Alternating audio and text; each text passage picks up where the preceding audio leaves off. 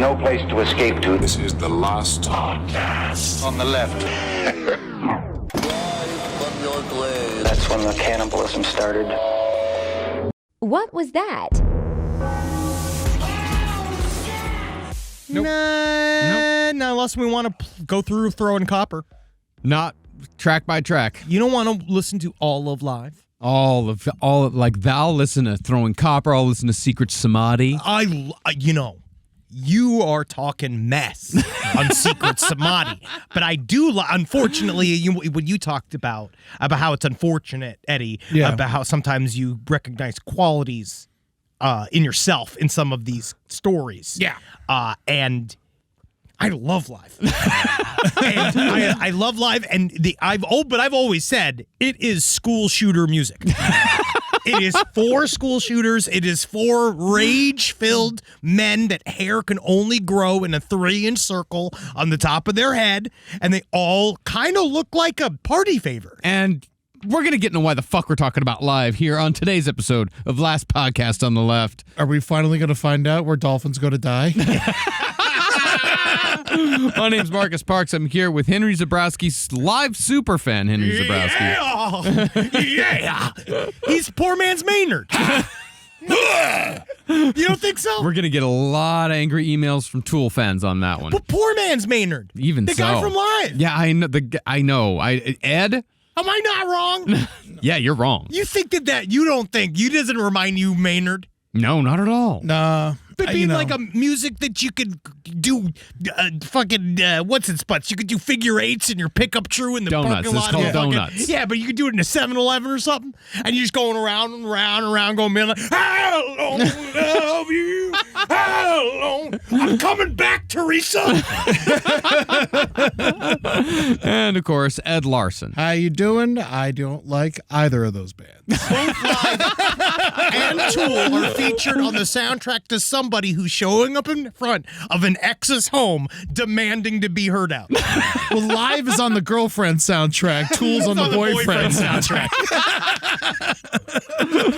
So when we last left John Bunting and the rest of the morons involved in the Snowtown murders, they'd just killed Robert Wagner's former girlfriend, Vanessa Lane, one of the gang's 2 trans victims. In Vanessa's murder, they had been assisted by Lane's latest young boyfriend, a paranoid schizophrenic named Thomas Trevelyan. Trevelyan had been convinced by Bunting and Wagner, the 2 main villains in this story, that killing Vanessa Lane was the right thing to do because Vanessa was, admittedly, a predator. So up to this point, to catch you guys up and to remind you, Bunting and Wagner are 2 pieces of shit morons that they have mobilized a group of other fellow morons to help them and their 2-man vendetta against people they don't like inside of their small town. And at first, it sounded like, he's got these kind of he has a Messiah-like complex. Savior complex, I'd say, is more like. He's a missionary killer. The whole point is that he's doing this for a purpose. And also, Adelaide has over 1 million people in it. It does, yes. I know now, but now I understand. Adelaide's a big city. I understand Snowtown, too, is just a suburb. Yeah. It's technically kind of cute, and most of the stuff didn't happen there. But branding's not happening, guys. The rebranding is not happening. Yeah, it's done. It's over. But he's immediately going to jump off his MO. Yeah, he is. Now, Thomas Trevelyan was 18 by the time the 42-year-old Vanessa had got a hold of him, but he'd been diagnosed as schizophrenic at the age of 14, so he was, in all respects, a vulnerable member of society. He was extremely vulnerable. For whatever reason, the delusion that Thomas had latched onto was that he was in the army, and he would stalk the streets like a soldier on a spy mission, dressed in clothes bought from the army surplus. Oh, you call that a knife? It's a knife. Spoon. Oh, knife. I see you've played Knifey Spoony before. But while that may sound harmless, Trevelyan was usually armed with a carving knife, and while he was playing army, he'd often hide in bushes and jump out with his knife at the ready when he heard a noise. Oh, I got you there. Sorry, bit scary. Also, he's just having fun. It's a bit of a life. Someone needs to clean up this bush as well. He's pushed off for a date. Now, Thomas was all right if he was on his medication. Yeah. But by the time he met Vanessa Lane, he was wearing a literal aluminum foil hat to protect his brain from satellites. So suffice to say, he wasn't taking care of himself. It's called baked potato couture. It's cute. It's fun. Now, after the murder of Vanessa Lane, Thomas moved in with Robert Wagner, who by this point was shacking up with a woman named Maxine. Now, things went all right for a bit, but in November of 1997, Trevelyan threatened to kill a puppy with his carving knife in front of Maxine's daughter. Now, Trevelyan did have schizophrenia. Yeah. So you very could have thought of the puppy as some sort of like creature, right? That was coming at him all the time going, ow, ow, ow. You imagine if you looked at a little puppy, but you thought it was a little man, and he was making a lot of weird noises and shit, and fucking like burrowing your other dog's belly, like looking for milk. Yeah. Then you'd be mad at that little man, right? Then you'd be like, I'm gonna kill this little man if he tries to do something to my other dog, then. And then it turns out, but then you're not in the army. I mean, one of the things that I'm kind of getting the sense of here is that the vast majority of the people in this story are very aggressive. Like It's Australia. But what's funny about that, though, is that this is Adelaide, and Adelaide prides themselves on being the only city in Australia that wasn't settled by convicts. They call themselves the free city, the city of churches, because they were settled by Christians and such. Oh, so they grow their convicts there. Yes. Yeah, homegrown. That's what you get when you grow a convict in Australia. Yeah. Well, thanks to Trevelyan for that. Well, after the puppy incident, Bunting and Wagner offered to take Trevelyan on, quote, a nice drive in the country, and he was never seen alive again. Now, in this murder, Bunting didn't kill in service of his mission to rid Adelaide of its pedophiles, nor was the murder a matter of principle. Like with Suzanne Allen, Trevelyan was an inconvenience, and Bunting and Wagner had come to rely on murder as their first choice for solving any problem. And so, on November 5th, Bunting and Wagner drove Trevelyan out to a rural area and convinced him to slip a rope around his neck, stand on a crate, and jump off, hanging himself. And you think that was all done with words? I think it might have been. I think Because that's the thing, is that how do you get some, I guess you threaten somebody that you would. it's either you do it or we do it. Either you do it or we do it. Yeah, I They suppose like so. waved a beef patty in front of him, you know? Yeah. I imagine they physically forced him to do it. Yeah. They probably put it around his neck and said you could do it or we could do it. Or they just did it Yeah, and it made it look like a suicide. yeah. Or the dog ordered the hit. Never allow a dog to understand the hierarchy of the home. Because as soon as they know, because like the laws of power. Yeah. You got to attack the shepherd, scatter the sheep. Well, the body was then left there to be discovered. But since Trevelyan had made a few suicide attempts already, his death wasn't investigated at all. Authorities also deduced that since Trevelyan had almost $7 in his pockets, this was not a robbery. No. Yeah. It's not coming Is it a there. robbery? Yeah. Nah, he's got $7 in there. Yeah. Oh, would have taken that. Yeah, that's Salisbury Rich right there. Yeah, right. Hey, that's like 9 speeding tickets in Salisbury. But we do know that Bunting and Wagner orchestrated Trevelyan's death, because every time they drove past the spot where Trevelyan was hanged, they made sure to point out to fellow accomplice Jamie Vlasakis that this was the spot where they hanged Trevelyan. I wonder if that has the same lasting power as there's construction being done around where my house is, and there's a sign that says loose gravel, and every single time I walk past with Natalie when we walk the dogs, I go, oh, loose gravel, that's my burlesque name. And she stopped laughing. She stopped laughing. She just doesn't seem to understand that that's a funny bit. But the more you say it, the funnier it gets. The sign has to go. Yeah. It's not me. Yeah. It's the sign. You can't also just say gravel. You know, all gravel's loose. Yeah, sure. Yeah, on loose gravel is rocks. Tight gravel actually is a better burlesque name. Now, prior to his death, and unbeknownst to Wagner and Bunting, Trevelyan had confessed to the murder of Vanessa Lane to his cousin Lenore, detailing every step of the murder from the killing itself to the disposal of the body, as well as how they were all using Vanessa's Social Security pin to cash her welfare checks. I think that had a lot to do with it. I think that he was a weirdo and he was an inconvenience. He was a weirdo to them and he was an inconvenience. And now, like, it's the vibe has changed. Yeah. Is that we are now seeing them transition. We were talking in last episode about how John Bunting and Robert Wagner were eventually kind of like, they were gaining the trust of all of these people. Like, people were starting to kind of like come to them with issues, quote unquote. Yeah. But that's kind of like gave them the first taste of power, and then it became, I gotta go kill. Yeah. Like, immediately they were like, oh, we're not, they kind of jump past the sheriff part. A lot of times when you're a sheriff, before you misuse that power, like, you got, like, I would say maybe 6 weeks of, like, opening up a Walgreens or, like, you know, being at a highway with the shovel, being like, look what we're doing, you know, have a fun thing. And it's not till 6 months later that you, like, kill a little boy in a chokehold. Now, Trevelyan's cousin didn't believe him at the time, but after he showed up dead, she went to the police and told them what Trevelyan told her, but she was dismissed and told that Vanessa Lane had moved to Queensland, because that's what she had said.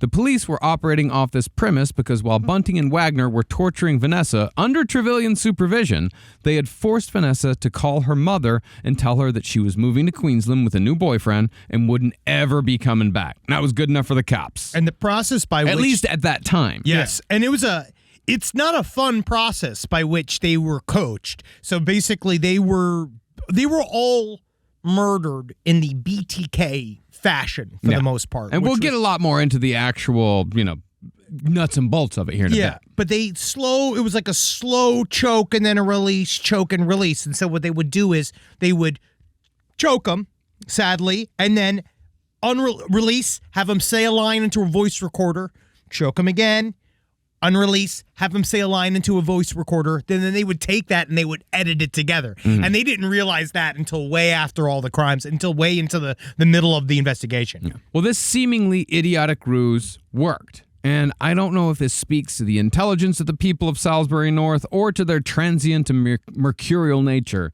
but family members and friends of victims would accept these pre-recorded messages as real communications again and again. I think it's because the people they choose were already of a transient nature, and they, in the very beginning, they were people that quote-unquote people wouldn't miss. Yeah, and also a lot of these people, like you were saying, they don't miss them. They're kind of maybe happy that they moved. I mean, that's what everybody's kind of saying. Like, right now, that's also probably why the cops aren't digging in too hard. Yeah, because they're looking around the neighborhood and they're like, hey, this looks wrapped up. Let's go back home. Remember that super aggressive pervert? He's not here anymore. Oh, shit. That was the entire thing. That was literally the entire thing. Concerning people talking about the murders, Bunting wasn't being especially discreet himself. As I mentioned last episode, Bunting was talkative, to the point where everyone knew his opinions about everything. He hated soccer, he hated TV, especially soap operas and dramas, hated all of it, hated almost everything. I don't like it. I hate it. Oh, the television lies. He never listens when I talk. But one show he did enjoy was Australia's Most Wanted. One night in July of 1998, Bunting and his girlfriend Elizabeth, who was, if you'll remember, Jamie Vlasakis' mother, they were watching an episode when a segment aired about an unidentified skeleton that was found in the Adelaide area. Unbeknownst to the authorities, this was the skeleton of Clinton Trezise, Bunting's first victim. And since Bunting had already told Elizabeth Harvey about other murders, he added this one to the pile, turning to her and saying, quote, "That's my handiwork." Which is terrible. It's terrifying. Yeah, of course. Yeah. Yeah. It's not. It's the equivalent when I see, like, one of my friends in a commercial. I'm going, like, it's my buddy. Yeah. Yeah, that's the level of gravity I'd be like, yeah, I know the guy. Oh, yeah, Jason's doing real well for himself these days. Yeah. Like, oh, yeah, look at that. It's literally, it's like, Hey, look at it, made the news. and like, but she was not, she would end up being an accessory. Yeah. Now, aside from crime shows, Bunting was also a big Stephen King fan, choosing the 1998 book Bag of Bones, which thankfully has nothing to do with pedophilia, as his favorite. This is one of those where it's a weird choice. You're such a fucking contrarian that you must choose one of his middling modern books. I'd never even fucking heard of it. I dislike Bag of Bones. It's a good summer read. It's Stephen King, but it's nowhere near his best. No. His best is The Shining. The Shining, yeah. The Shining. Even or the Carrie. I love Carrie. I love Christine. Hearts of Atlantis is better. Is that true? Have you read Hearts of Atlantis? I don't read. Yeah, I know you don't. I know you even don't. The Stand is incredible. It's just but I feel like it's him being like, I I like the new dumb one. It's 'cause nobody else likes it. Nobody else likes me. Bunting also obsessively watched The Silence of the Lambs to quote-unquote study Hannibal Lecter's mannerisms. I always like to smell perfumes or meet a woman. First thing I ask her, I say, hey, what's that you wearing? Is it Motorola? What's that you wearing? Some kind of gunk? What kind of shit gunk you got on your breasts? You old bitch, I'm immediately, I'm not as suave. I need to work on it. And he read Colin Wilson's true crime books to study the habits and methods of various serial killers, seemingly focusing in on John Wayne Gacy. And this was, of course, highly ironic because John Wayne Gacy is probably at the top of the list of serial killers who molested the most boys. Although Dean Coral could probably make a run for that spot as well. But besides pedophiles, John Bunting also hated women and was said to have preferred the, quote, cold, impersonal companionship of his blow-up doll. What do you think the chances are that he also molested children? You know what? I struggled with that question. Yeah. Actually, like at the very least, I think that he had urges. Yeah. I think that he definitely he wanted to. Anyone who flips out this much, like, there's something else going on. Yeah. We've talked about this. Projection is the word. Yeah. You're looking Projection. for, yeah. And I got into some hot water because people obviously are, it's hard because like nobody's for pedophilia. Yeah, we know. No, I know. I'm sorry. My brain is fucking garbage. You're doing great. Oh, what's wrong with your bed now? I know what I'm talking about. I'm talking about pedophiles. What were you just saying? You were saying Oh, I yeah, got in a hot. Did he do it?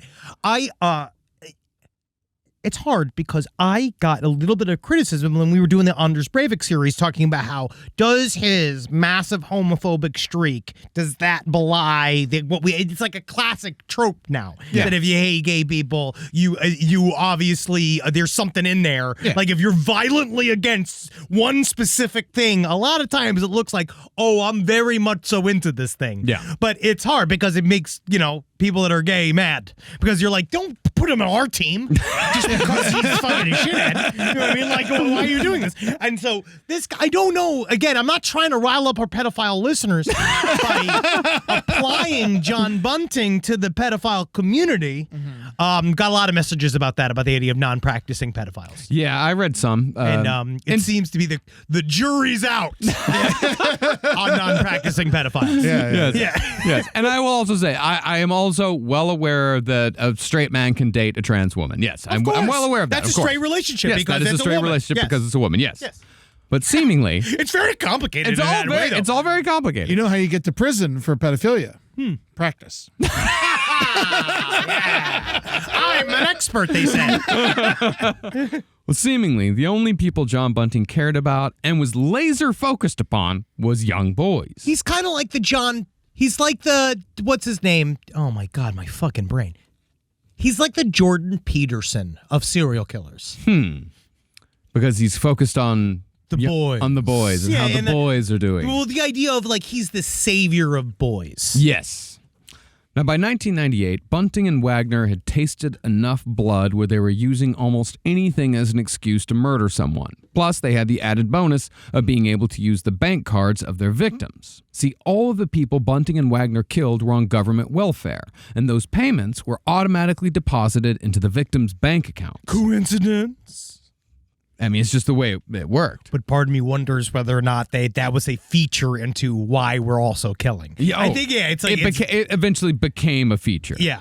Because as long as a body was never found, Bunting could forge documents, alter bank details, and pose as victims if need be to make sure those payments kept coming. In all, it's estimated that Bunting and Wagner scammed the Australian government out of tens of thousands of dollars. And man, you could really tell by their lifestyle. It's interesting. They did make a bunch of money, but then they didn't buy anything with it. They just kind of put it away. Shovels and barrels. Yes. and a bank, eventually. But when it comes to killing for their own reasons outside of their mission, their next victim was neither a pedophile nor was he gay. His name was Gavin Porter, and he was killed simply because Bunting didn't like having him around. I view him as the reason why he was murdered was because he was gaining undue influence over Jamie Vlaskis. That's also a big possibility. See, Gavin was a heroin addict, but so was Bunting's accomplice, Jamie Vlaskis. Gavin and Jamie had met in a methadone program, but after they left, they moved in together and fell deep into the drug world. They dealt, delivered, and even transported sex workers, all so they could feed a $300 a day habit. But while Bunting was fine with Jamie doing heroin, or he at least accepted it, he said that he didn't like Gavin specifically because he was a user. Most likely, I'd imagine that it was because Vlaskis kowtowed to Bunting, where Gavin didn't. And he viewed Jamie Vlaskis as his little protege. Oh, very much so. It's his sub-son. He was like, this guy, he's going to be just like me. I can't wait for him to grow up by shrinking down to 5'6", gaining some nearsightedness and losing some hair, and he's going to be just like me. But then when he got in with Gavin, I think it was the heroin for a while was like, John Bunting is one of these guys. Yeah. Why do we maybe dislike Henry Rollins sometimes? It's because he is a pain in the butt, straight edge man, right? In his way, where he is very demanding.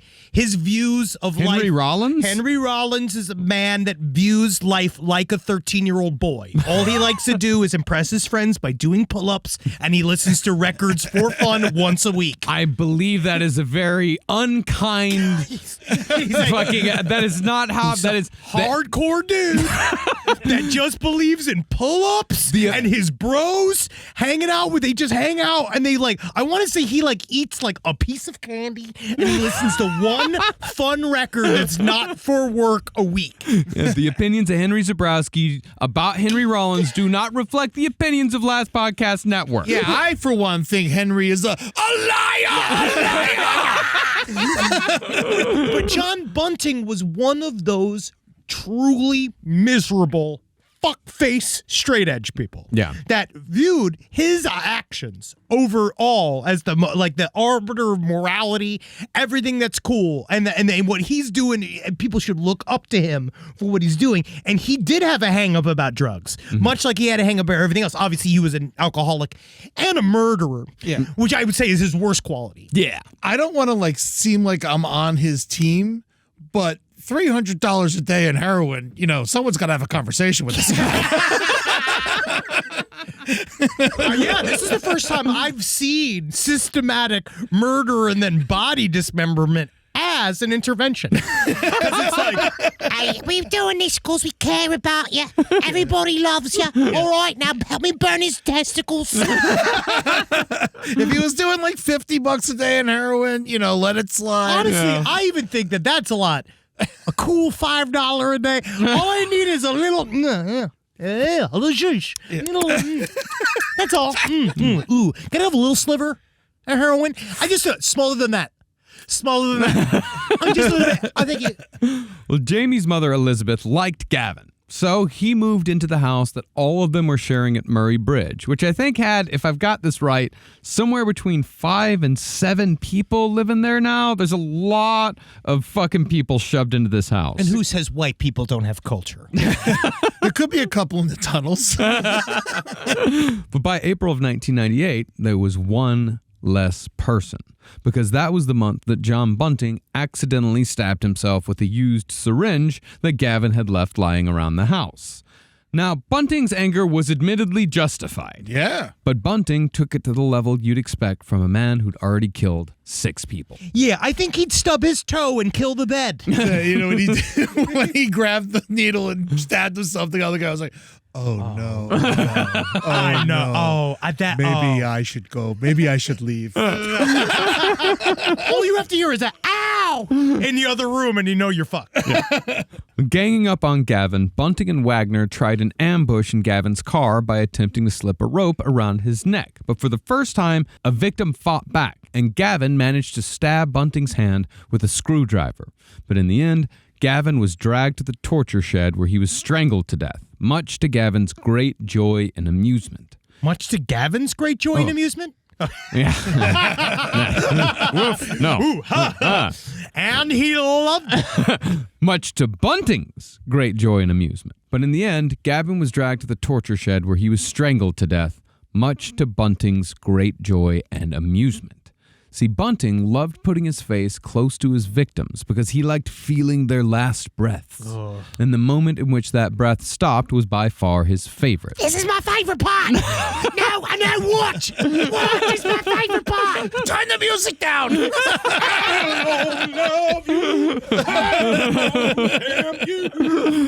In other words, Bunting was through and through a killer and nothing more. There's nothing more to this guy. I think he got hard from it. Yeah. Now, a few hours after Gavin's murder, Jamie Vlasakis showed up to the house at Murray Bridge to find Bunting and Wagner casually eating Chinese food. Jamie was then taken to the shed and shown the corpse of his friend of 4 years. And it was like that. It was literally... Hey, you want to see something? Mm-hmm. I've got something. I think you're going to like it. Yeah. And then it's just his buddy. It's your buddy. 2 days later, Bunting ordered Jamie to put his friend's corpse in a barrel and store it in a shed at Robert Wagner's house. Perhaps because Gavin was Jamie's friend, he was the one who got Jamie's bank card, and Jamie immediately accessed Gavin's welfare money to buy heroin. Now, if you'll notice, the whole mission of killing pedophiles, it's sort of gone off track for Bunting and Wagner. Yeah, I think we're like missing the reason for the season. But in August of 1998, the mission found its way again when Jamie Vlasakis told Bunting that his older half-brother, Troy Yude, had molested him when he was a young boy. Yeah, and when I was watching the movie, I was laughing a lot. Until that scene. And then I was like, what kind of wrestling is this? Yeah, what are you going to do? I don't know how to respond. I don't know how to. Did you like it? It was, when I watched the movie, you'd prep me on how horrible it was going to be. And then I saw that scene and I was just like, oh, yeah, it's bad. It's bad. But the movie's still good somehow. I tell you what, that must have been a long day on set. Oh, yeah. Or a very short one. Yeah. Can we wrap this up? Actually, I was thinking if we could, I think we got it. I want another angle. We got it. Again and again. And again and again and What again if and we again. did it? I can see it as an actor. What if we do it one shot, right? One and done, right? We just get it wrapped up, huh? And so, Bunting and Wagner decided that Yude needed to die. And this time, they'd make sure that Jamie Vlasakis was an active participant. Late one night, Jamie was woken up by Bunting and Wagner. They handed Jamie some handcuffs and a table leg that could be used as a club. You're going to like this. It's going to be fun. And they told him to follow. Now, at this time, Troy Yude was actually living in the same house as Jamie Vlasakis, which might be why the whole molestation conversation came up in the first place. Yeah, one fight over the PlayStation. Yeah. Troy, and this is to keep things straight, he was Elizabeth's son by another man and was therefore Jamie's half-brother. And so Bunting, because I think Elizabeth had, 7 kids from 5 fathers? Something fun like that. She's a popular woman. Yeah. I think it was Elizabeth that had that count. She got that fertile. She got them fertile, thick-ass eggs. Ready to catch some seeds, catch some worms. And so Bunting went... You know how it is. You see that big gaping egg? Catch them worms. I got that egg. It waiting for the worm. Waiting for the worm to give it its kiss. Might get a son. And so Bunting, Wagner, and Jamie went into Troy Yude's bedroom in the middle of the night, and at Bunting's go-ahead, they started beating him. And after he was suitably tenderized, Bunting ordered Jamie to handcuff his half-brother, but Jamie got overwhelmed and left the room. So it was Bunting and Wagner who forced Troy Yude into the bathroom and into the bathtub, which had become the de facto torture session location for, I'm sure, easy cleanup afterwards. And once Yude was subdued and cuffed, Bunting and Wagner told him to refer to them as Lord, Sir, and God, respectively. But they wanted Yude to choose his own alias for Jamie, something that would denote superiority. For some reason, Yude chose Moses. But because this was too Jewish for Wagner and Bunting, Wrong answer. That remember they were neo-Nazis. Yes, they're wrong They answer. still believe in Moses. He's in the Bible. It drives me crazy. It's like, Jesus was Jewish. Well, they told him to choose again. Hey, you know that's not fair. You choose it again. Can you imagine that? And they say Bowser? Noah, shit. Oh, shit! So they settled on Master for Jamie, and the torture began. And first, Bunting and Wagner punched Yude in the genitals over and over again, screaming at him to shut up when he made a sound. They said the same when they crushed Yude's toes with pliers. Now, since tape recording a goodbye message who worked so well with Vanessa Lane, Bunting and Wagner did it again with Yude. Bunting brought out a tape recorder and made Yude say over 20 sentences, like, I can't handle it at home no more, leave me the fuck alone, stay the fuck out of my life, and such and such. Now, at that point, Jamie got overwhelmed again and left the room, but this time, Bunting brought him back and told him to stay. And after stuffing a sock in Troy's mouth and wrapping his face in duct tape, Bunting worked himself into a violent frenzy, all while his favorite album played in the background. Now, the incredible synchronicity that we experienced with this series is that on the very day that we recorded the first episode, John Bunting's favorite band played a concert in Adelaide. That band was the 90s alt-rock group Live, and Bunting would often play their debut album, Throwing Copper, while torturing his victims. It's so hard because all I can imagine is I just see every guy that looks like John Bunting is either, and I'm sorry, Eddie, and I'm not coming for you. What are you talking? You guys do look slightly similar, but I'm not Me and coming for you. Bunting? A little bit. I thought he was a little guy. He is, but you guys got the same structure. The same structure. He's wide? Yes. And I don't know. He looks more like the guy in the last season of 90 Day Fiancé who had the guinea pigs. He does. He does. Sorry, man. I like you. Yes, yeah. It's like, because at first you look at him and you're like, oh, he likes Wilco. Yeah.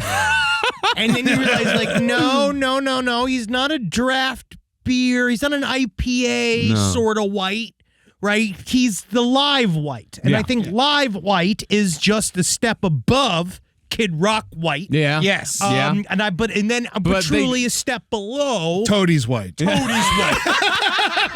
Where I do think that would really help. I think that if he discovered Toadie's, he might shift to a new victim. But I don't see anybody losing their mind alive except literally just like this. You can't hear it because it's just like it's like bored standing at the back of a concert.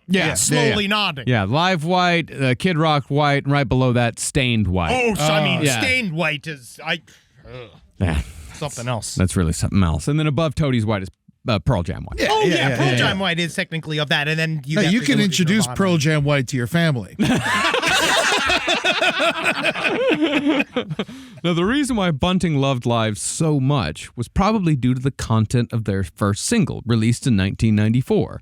That song was Selling the Drama, which you probably know is a song that goes like, I will, I walk, I feel, I took, I know, I didn't like Live. Yeah, I like Live. I mean, they're a fine alt rock band. They're the definition of middle of the road 90s alt rock. We are going to get more letters about this, just the music conversation, more than we will have about anything that we talk about with the murders or gender. I don't think it comes to anyone's surprise that I'm not the biggest fucking Live fan in the world. I thought a more appropriate band a more appropriate song for him to be playing while he was doing this was Alice in Chains' Man in the Box. Yeah. Well, maybe he put his victims in a candle box. I like Live. And then left them far behind. I think Live is an extremely good series of karaoke songs for older men to do. Yeah. Maybe he was just excited to make people unalive. Yes. Might have. Yeah. But the reason why John Bunting loved this song, Selling the Drama, was because of the lyrics of the chorus. And I guarantee that almost none of you, even if you've heard this song 1,000 times, know what those lyrics are. I love this song and have sung this song. I believe I have sung this song at karaoke. And I did not know that these were the lyrics until we look back at it. I was like, oh. Yeah, they are, hey, now it won't be raped.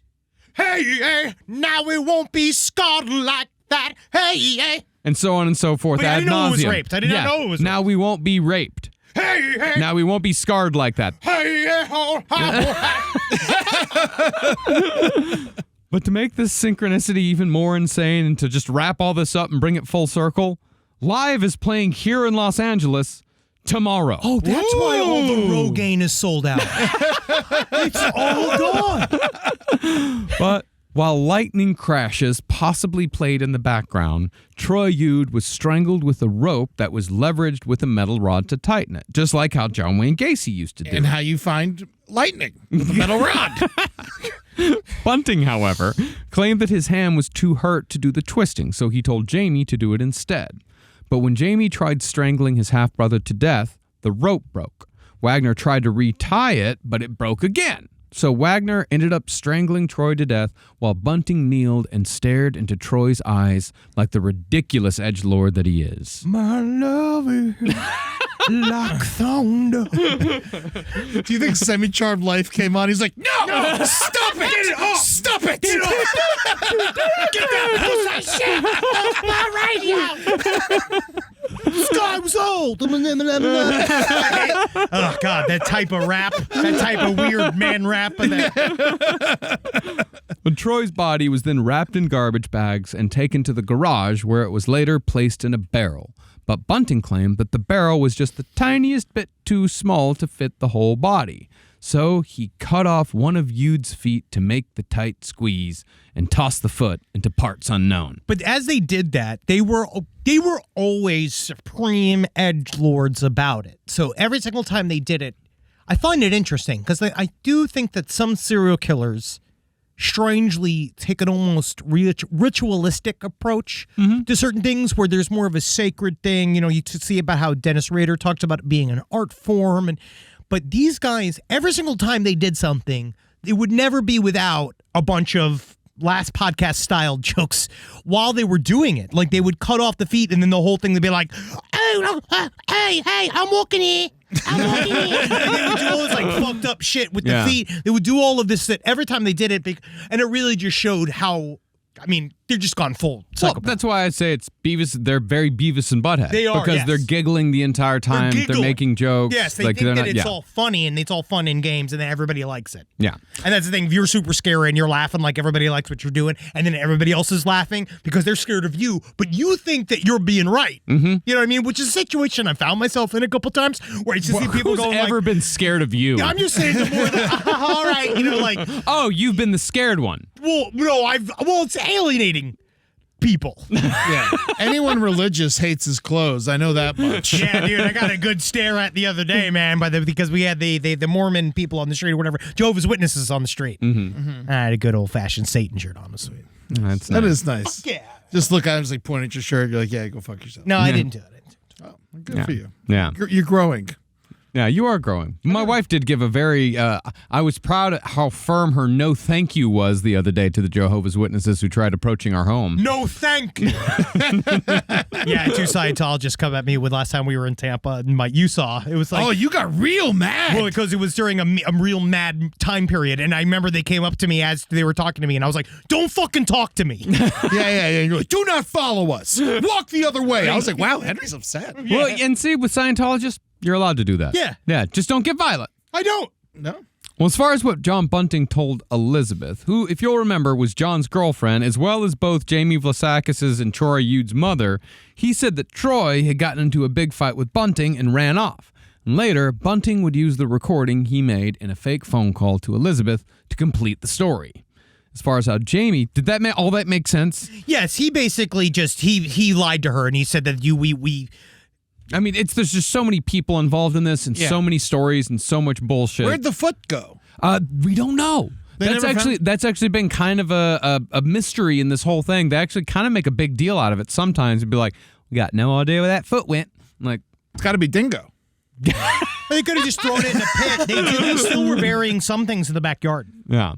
Well, as far as how Jamie felt about the whole thing, he told Bunting that he enjoyed taking part in the murder of his half-brother. But according to what he later told authorities, he was lying because he was too scared to disagree with such a cold-blooded killer. I think there's a solid demarcation 50-50 in there. Mm-hmm. Now, in Well, I think there's also the difference between fantasizing about murder Yes. and actually being a part of it. And I Yes. think that's what happened with this guy is that like the fantasy of it and thinking about this person who had hurt him so badly when he was a kid, thinking about killing him that's somewhat cathartic. Everyone Yes. does that. Everyone fantasizes about shit like that. Like, extreme violence, murder on somebody who's hurt you or wronged you or anything like that. Everyone has those sorts of thoughts, but the vast majority of people never carry them out because No. it's wrong. Yes. You can't do that. But Jamie Vlasikis found himself in a situation where somebody pulled him Dude. into that. And it's sink or swim. Yeah. And, you find yourself in a position where your hands are forced to do certain things. And then I find in a way, somebody like him, if you're in that environment, you have to find out a way to like it. You have to find a way to survive and thrive in this environment because thriving means not getting murdered. Yeah. And so you have to stay ahead of the extremely dangerous people that you are now involved in, which is the slippery slope, which is also why he did the thing later on of flipping. Yeah, well, he's a real fucked up idiot who also just buried his best friend. He's not, he's not and there. that also knows for a fact he is for certain a potential victim. Yeah. He is right on that list. And actually, he is hovering between next. Each time if he does something wrong, he's bumping up on that list of who's going to get killed next. Now, in 1998, Mark Hayden came back into John Bunting's life. If you'll remember, Mark Hayden was the taciturn dullard who'd helped John Bunting dig the tunnel, and he'd assisted in the disposal of the corpse of Clinton Trezise. But after years of doing God knows what, Hayden was now hanging out with Bunting and Wagner almost constantly, watching TV together or playing video games for hours at a time. In another somewhat confusing living situation, Mark Hayden was living with his wife, who was also named Elizabeth, Just hang on here for a second. as well as her two sons, her sister Gail, and Gail's teenage son, Fred Brooks. This just shows that America is really not that far from Australia. This is just trailer park people. Yeah. It's the same thing. Trailer park family trees look like a spider's web all stuck to the leg of a fucking, the inside of a leg of a big old man. Yeah, I mean, that's what we said. We've been to Australia once, and Australia is out of every country that I've been to in the world, Australia is by far the closest to America. Oh, sure. By Same far. vibe. It's America Junior. It's America without the guns. Yeah. and the entertainment. Yeah, well, they got some good stuff. They do Australia's got good stuff. incredible. I love the music. I love Tame Impala, Emil and the Sniffers, King Gizzard. I love you. Oh, I love Emil and the Sniffers. I want to see them. Yeah, that'd be great if they're playing while we're there. But, I mean, how good's their TV, really? Well, complicating matters more was the fact that Bunting was also having an affair with Gail and was telling his Elizabeth that he'd gotten a job as a truck driver and that's why he was away from home so much. Bunting's wife didn't question this claim because money was still coming in from all the murder victims' welfare payments. They're drawn, I think, on like 5 or 6 accounts by this point. But unfortunately, since John Bunting was spending so much time at Mark Hayden's house having inadequate sex with Gail, he soon became convinced that Gail's 17-year-old son, Fred Brooks, was a pedophile, with no evidence whatsoever. Yeah, they just did not like him. This, of course, put Fred in mortal peril. Now, the dullard Mark Hayden was already all in on whatever scheme Bunting had for murdering whoever had been marked for death. So he agreed to store the barrels with the bodies of Vanessa Lane, Michelle Gardner, Gavin Porter, and Troy Yude in his garage. So remember that. The bodies in the barrels are now in Mark Hayden's garage. And presumably, Mark Hayden also didn't question Bunting after Fred Brooks vanished on September 17th, 1998. And here, my friends, is when we enter into Gold Star territory. Very much so. Ding-a-ling-a-ling-a-ling-a-ling-a-ling. Is that 7? 7 murders? Yeah. We're getting there. We're getting there. Yeah, and because what we know is that he put the bodies, because they did too, I forgot how they sourced the acid that they would pour over the bodies. I think they just bought it, but the thing is that they used the wrong kind of acid. They used hydrochloric acid when they were supposed to use sulfuric acid, Yes. because sulfuric acid is the one that eats everything. that really eats everything. But with the hydrochloric acid, it just made it. Well, what- I mean, you wanted soup and they got gumbo. Yeah, Does that make sense? You remember the soup that had the big chunks? It's like that. Oh, yeah. I think it was called Chunky Man. Chunky Man. Yeah, just regular chunky. I think. Yeah. But they apparently they put it in there, and one of the truly worst problems with these barrels is that everywhere they'd sit, they'd leak. Yeah. So every house that they went to, the first time they started it, it would, obviously it takes time for these bodies to be slowly sous videing inside of these barrels. And that what they would do is they'd leak out the bottom. And so they'd have to eventually leave because everywhere they went would smell like rotting flesh. And John Bunting had no sense of smell. So every time he would always have to ask Jamie. Jamie was literally his canary. Where he'd go to Jamie and say like, "Hey, you smell like dead bodies in here?" Because he couldn't do it. And Jamie would be like, "Oh, it's not as bad as it was yesterday. Oh, it could be worse." These guys love to dig. Why not put it in the ground? Because digging is very loud and a lot of people notice digging. Yeah. Arguably killing a bunch of people you call pedophiles is loud as well. Well, it depends on how loud the pedophile is. So after tricking Fred into joining them at Bunting's home in Murray Bridge, Bunting, Wagner, and Jamie did a little song and dance in which they took another page from Gacy's handbook, showing Fred how much fun it was to put handcuffs on yourself. And so, when Fred joined in and put himself in handcuffs, Wagner wrapped his arm around Fred's neck while Bunting shushed for Fred to not make a sound. Bunting then told Fred that he was a pedophile and needed to, quote, go to the clinic. As they had most times before, Bunting and Wagner took Fred to the bathtub, stripped him naked, and bashed his genitals until they were grossly swollen. But with Fred, Wagner and Bunting took it to the next level by sticking lit cigarettes up Fred's nose and inside his ear. After that, Bunting grabbed his tape recorder and forced Fred to recite the same sorts of statements as he had with the rest, like, "Hey, Mom, it's me. I'm on my way to Perth, met a pretty nice chick. Fuck off and leave me alone." But after finishing the messages and giving up all his bank details, Fred's toes were crushed by Robert Wagner, crushed with pliers, which seemed to be Wagner's favorite part. But the escalation on this murder didn't stop with the cigarettes. Next, Bunting pulled out an electrical transformer called a Variac, capable of delivering up to 260 volts of electricity. One of the Variac's alligator clips were attached to Fred's penis, while the other was clipped to his testicles. The first shock was set at 20 volts, but over a period of hours, they steadily increased the voltage while grilling him about his alleged and, from all indications, non-existent pedophilia. You know what just hit me? Robert Wagner, the actor. Yeah, just now, huh? Yeah. Just now. Just now. I just saw number 2 from Austin Powers doing all of this, like literally heart to heart. as we were doing this. Yeah. Wow. As you were just describing it, I don't know why it took me to literally this moment. And then all of a sudden, I'm just seeing Robert Wagner do all this. Yeah. You know what hit me during that is that in Australia, they're probably crocodile clips. Because they don't have alligators. This is the kind of emails we get. Do you understand that? That's the kind of Reddit comments we receive. I want you to understand that. EddieTunes.com. Every second of this, by the way, was recorded by Bunting, and he listened to it afterwards as a sort of serial killer game tape. But after the electroshocks, Wagner delivered the coup de grace, one of the worst and weirdest tortures I've ever heard a serial killer use. Taking a metal party sparkler, Wagner shoved the handle inside Fred's penis. Then he lit it and let it burn down to the very tip. Then he did it again with a second sparkler. But when Bunting restarted the electrical shocks, Fred started screaming uncontrollably. So Bunting shoved a sock in Fred's mouth and wrapped his head in tape. Syringes filled with both bleach and water were then injected into Fred's testicles and legs.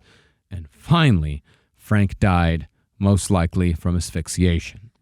This was all because John Bunting thought that Fred might be a pedophile, which is why I've been saying for years that you can't just go around calling people pedophiles. Unless you yourself have dressed up as a little boy with you got pigtails that you've got a wig on, you got a big lollipop, and you were then freshly molested by this pedophile while you were disguised as a child. One thing I know is if there's two guys standing in a room and one's a pedophile and one's not, I'm usually going to say the one with the sparklers is the pedophile. Fair enough. Fair enough. Yeah, anybody that has brought bubbles out that doesn't have a toddler. Now, after being wrapped in garbage bags, Fred's body was put into the trunk of a rundown car in the yard until it was later towed away by Mark Hayden.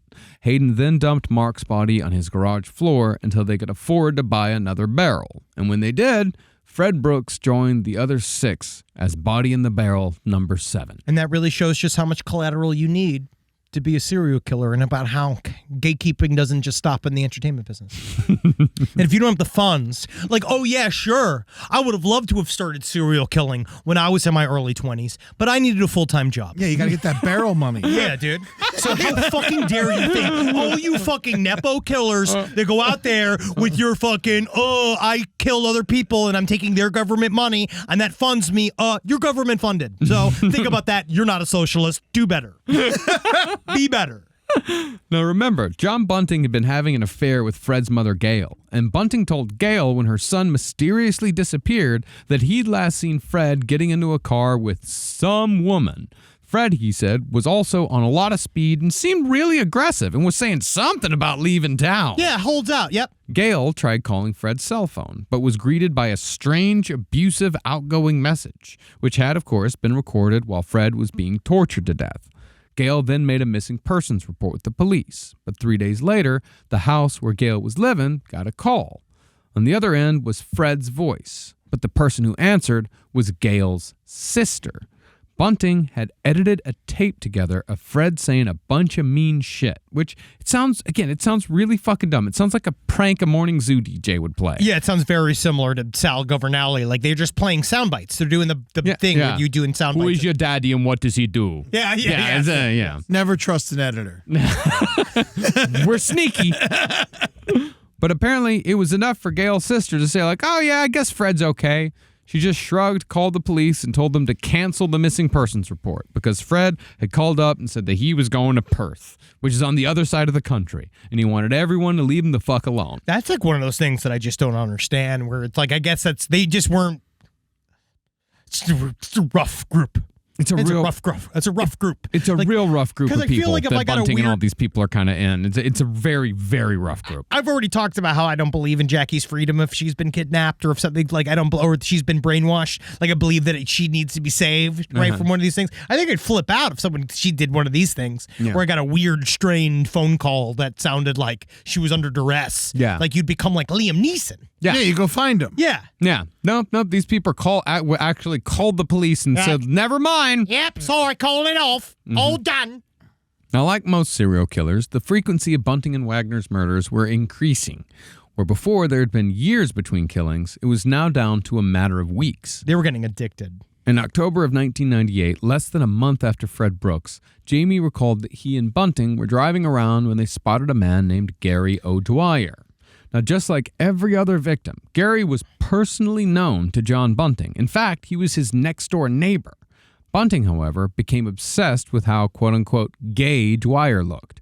Talked about it quite a bit, in fact. And he was soon talking about how much O'Dwyer looked like murder victim and actual pedophile Troy Yude. But Gary O'Dwyer, he was the one. This poor guy. This guy was a poor soul. Poor soul. Poor soul. Horrible realtor. Yeah. I hate this bungalow now. I know he was severely fucked up. Yeah, in a lot of different ways.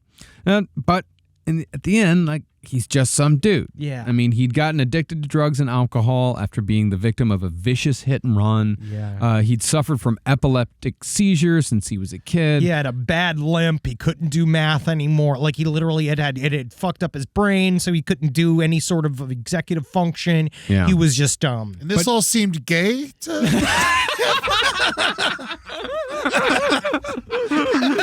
Yeah, I don't know how any of the. I agree with you. I don't know how any of this translates to gay. Can you imagine getting hit by a car like traumatically, and then all of a sudden it's just like you making delicious radicchio like salads, and, like you like going out to like talking about really wonderful vacation spots in Palm Springs and how much you love going to fucking the Cape and like like all that kind of shit. But Gary also had an uncontrollable temper, making him again an inconvenient person to have as a next door neighbor. Yeah, he's yeah, that's the problem. It's not the only thing he did wrong was be a bad neighbor, but only a bad neighbor like a dog's bad. He just was not. He was all fucked up and just all fucked up. Probably has brain damage. Yes, he did. Absolutely had brain damage. Well, I mean, that's what I said in the last episode, is that Salisbury North seemed like at this time to be a place where they just kind of shoved people. Like just put them in Salisbury North, give them some welfare payments, and we can just forget about these. We can forget these people exist. You know what's happening here? This is the cast of Meet the Feebles. Yeah. This is Meet the Feebles live. Wow. That's incredible. Well, according to Bunting, O'Dwyer was a, quote, pathetic epileptic piece of waste, and Bunting fantasized endlessly about murdering Gary. He then set Jamie on the task of getting to know Jamie to see if they could kill him without drawing too much attention, and to see if his disability checks were big enough to take the risk. I got it. Let's send our most charismatic member. Let's send the little heroin boy out to be our spy. Well, sadly, Gary O'Dwyer had no idea he was being cased. He just thought that Jamie was a new friend. God. Also, just the idea of Gary O'Dwyer didn't think he was going to be cased. Cased for what? Yeah, and Jamie was merely the bait.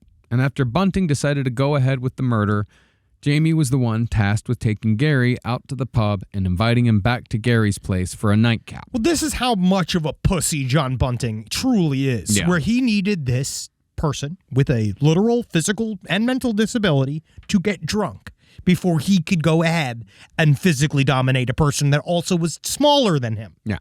Bunting and Wagner soon joined them at Gary's house, but after just a few minutes of drinking and talking, Wagner stood up and grabbed Gary by the throat, which caused Gary to go into a seizure.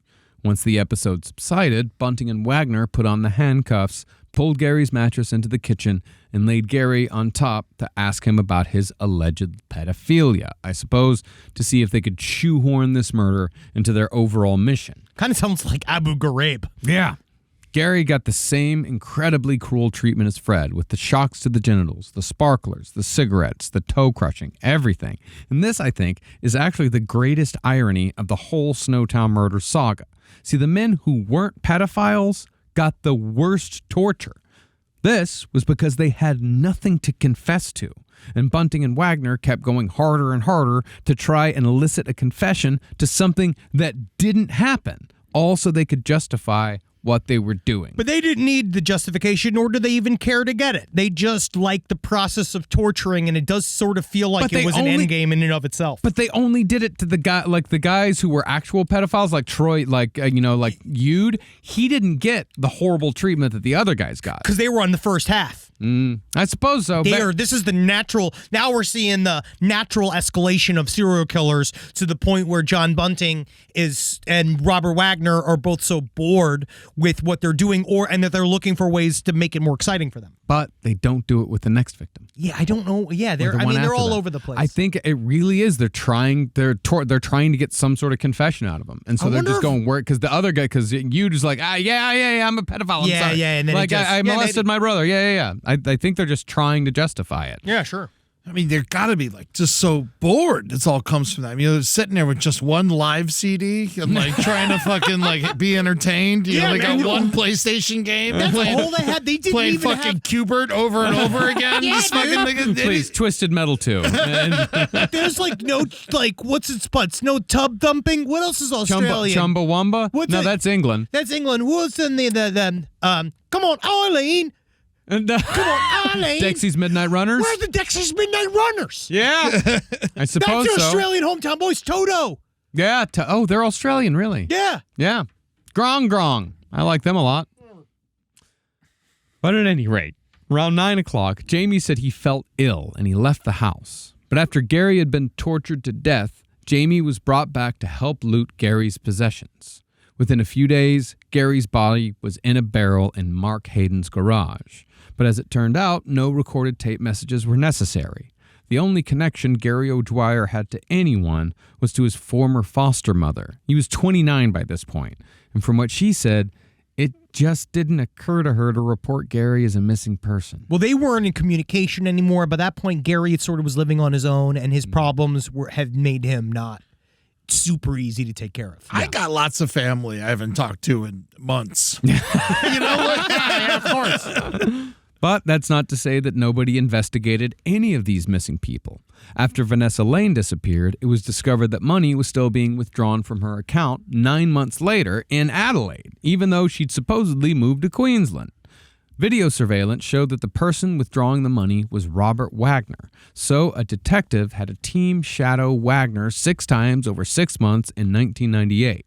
But since there was no direct evidence of a major crime, the surveillance was limited and requests for additional manpower were denied. Yeah, I don't really understand what happened with the beginning of this. I do understand. I think it's good what we were saying before. They don't care that Vanessa Lane was dead. And if this was America, the cops would have just beat the shit out of him and found out some stuff then. Honestly, I don't know if they put it past the Australian police every once in a while to knock a guy about. But had police looked a bit more into Robert Wagner's life, they would have certainly found John Bunting, and they just may have been able to prevent the disappearance and death of Mark Hayden's wife, Elizabeth. Now, John Bunting had always hated Elizabeth Hayden, and while that might have been enough for him to kill her at this point, it's probably more likely that Elizabeth was killed because she knew too much. She did seem like a fine woman. Maybe. I have no idea. She was Married to Mark Hayden. Yeah, she's not a good thing. She's not a full accomplice, but she had an almost Miss Piggy-like obsession with John Bunting. She was sexually obsessed. She saw that man. This is the second time you've used Miss Piggy as a way to describe a sexual attraction between a woman and a man. Well, it's because of the way it was. Elizabeth Hayden was a lot like, oh, Johnny. Like, it was very much, she was interested. I think Miss Piggy could take John Bunting, personally. I would love She to knows see karate. It. I would pay that. Save that for March Madness next year. Next year, Miss Piggy is going to be a top seed. It's John Bunting.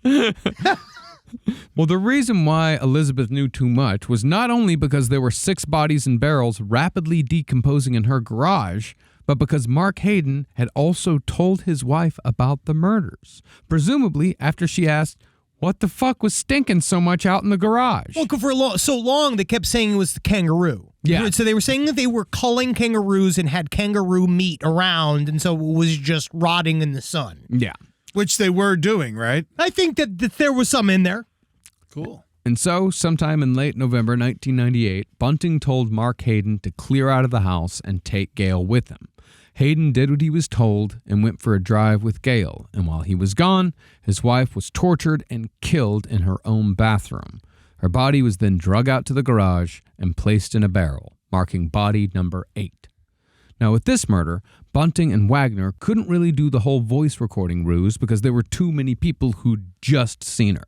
So Bunting, Hayden, and Wagner came up with a story and told police that Elizabeth had left home drunk one night and ran away with a new boyfriend. These guys truly have more sex than any group of supermodels you have ever met. There is something about this style of white trash that just... It's not just this style. Trust me. Everyone's got 7 kids. I know, yeah. So horny. Growing up in a town where there's like a lot of these types of people around, they're all fucking all the time. Dude. And it's not even, there's inbreeding, there's everyone is fucking. It's fucking horrible. Is it, what is it about it? Because it's like, Boredom. And it's also horny. like, it's just straight instinct. Yeah, I guess you think that's what it is. It's just no impulse control. So everybody's just kind of fucking impulse each other. control.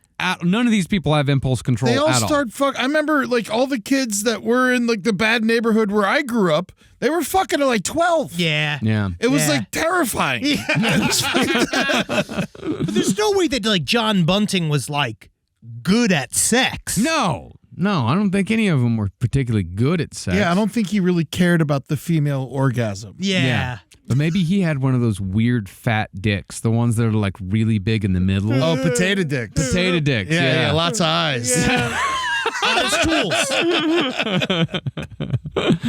Well, when their first story was proved to be full of holes, they changed it to something far more complicated, involving a visit to Mark's father, and a fight, and a girlfriend, and all sorts of extra people. Way too much to keep straight. And Mark Hayden, at this point, when he saw his wife's dead body, reportedly he laughed. Well, he also apparently didn't like it, and they would all make fun of her. They all got together and would make fun of her, the way she dressed, the way she talked. And it's sad.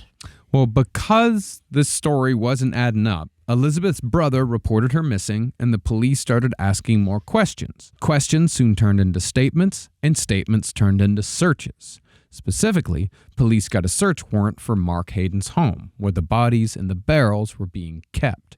Police arrived and found Elizabeth's purse, ID, bank cards, and wedding ring. Luminol was also sprayed around the house to check for traces of blood, and traces were found in the laundry room. Investigators then opened the door to the garage, and even though they smelled the stench of death and found maggot casings scattered about the floor, the bodies in the barrels weren't there. That's because Bunting and Wagner had already moved them to Snowtown, and that's where we'll pick back up for the conclusion to our series. We have a lot left to cover. This is a huge story. We were going to do this in 2, but there was just so much. It was going to be a 2.5 hour episode. So I'm excited for this. This is a story that I find interesting. Sadly. No, it's fascinating. It's absolutely fascinating. The book's good. I'm reading them last night. Like, Natalie's like, what you reading? I was just like, oh, you want me to describe? Yeah. And then she didn't enjoy it. But this is we're going to come back. We're going for a little bit of a break, but we're not. The show is not, but us as humans are. Mm-hmm. And we're going to come back with episode 3 of this after next week. But you will like it. Next week, well, we might as well go ahead and tell people what next week is going to be. Next week is the LPN spring break. This is when the whole network goes and takes a little bit of a vacation. And so for that week, we've pre-recorded an interview with John Wayne Gacy's last lawyer. This is, honestly, it's fascinating. Really cool. It's fascinating. It's with the woman who tried to save John Wayne Gacy from the death penalty. Great interview. She's got a new book out. It's a lot of fun. We hope you guys enjoy it. But after that, we're going to come back with the Snowtown Murders Part 3, and the next 2 series after that. I'm so excited for what we have going this spring. So much cool shit. Yeah, I'm honestly, and it's all cooking. It's gonna be really good. It's cooking hard. So thank y'all so much for listening. Do not forget to go to patreon.com/lastpodcast on the left to watch full video of these episodes we're recording. You see our jaw will shake. Yeah. You can go to TikTok and Instagram and follow us at LP on the left. And be sure to check out LPN TV on Twitch. That's twitch.tv/LPN TV. We're also available on YouTube after the shows have aired. And of course, go to lastpodcastontheleft.com to see all of our tour dates for this year. We got a ton in North America. We're coming around. And we're coming to Australia. We're fucking coming to Adelaide. Yeah, we are, man. So we can't wait for that shit. Can't wait to meet some of these recently released. We'll meet him. Mark. Mark Hayden. See if we can get him for the show. That'd be great. And we're also doing England this year. In October, we're going to be doing 2 dates in London in October. So make sure to go check out those dates to see if you can make it. And I'm so fucking excited. We're doing Reykjavik this year. Finally, after years of talking about it, we're doing Iceland. Yeah. We're doing Reykjavik. I'm so excited for it. We're going to be doing the Harpa. We're going to be doing the big fucking concert hall. I mean, we're not doing the big room. The big We're not doing the big room. Yeah. No, of course not. But all y'all out there in Reykjavik, I know you like to wait till the last minute. Go on out and buy your tickets now. Yeah. Can't wait to come and eat a bunch of lamb, and I'll show you guys. Fish. I can't wait. No, I'll show you guys fucking Icelandic hot dogs. All right. Fucking incredible. Are you just gonna show us your penis? Yeah. You can show us your penis here. Yeah, it can be a Los Angeles. We don't have to do it in Reykjavik in October, but yeah, that's October 18th and 20th in London, and October 22nd in Reykjavik. So can't wait to see y'all out on the road this year. Yeah. Also, side stories live live May 9th at the Netflix is a Joke special at the Masonic Lodge in Los Angeles. We're going to have some special guests. It's going to be really fun. And go check on this new project we've been working on. It's called lemonparty.org. And you're going to want to just type that into your URL. It's been a minute. I was looking at it this morning. Yeah, I was on page 7 this week. Go listen to that. It was a lot of fun. And this week you can catch me at Outback Steakhouses all across Los Angeles doing research, getting the barrel onion soup. Yes, you're going to love it. And don't forget to listen to Brighter Side as well. That's right. We're rocking and rolling. 2 shows a week now. Brighter Side Stories on Wednesday and Brighter Side Proper on Friday. It's going to be great. It's going to be great, y'all. See you fuckers. Hail Satan. Again. Bang. Nobody. I got nobody. You got nobody again. this time? I got no one. No. Hail the cop, maybe? Maybe. He's still fucked up. He still missed it. You know what I'm going to go ahead and say? I want to give them to do. I like the Toadies. Hail the Toadies. Yeah. Hail the Toadies. Yeah, the Toadies. They're a good Texas band. Yeah, They yeah. used to play Lubbock all the time. Yeah, hail the Toadies. Why not? Also, REM is better. REM is by far the best out of all those bands. Do you think so? Yeah, I'm a massive REM fan. Yeah. REM. Hail REM. I still like Alice in Chains most. I don't like them. I don't know if everyone does hurt.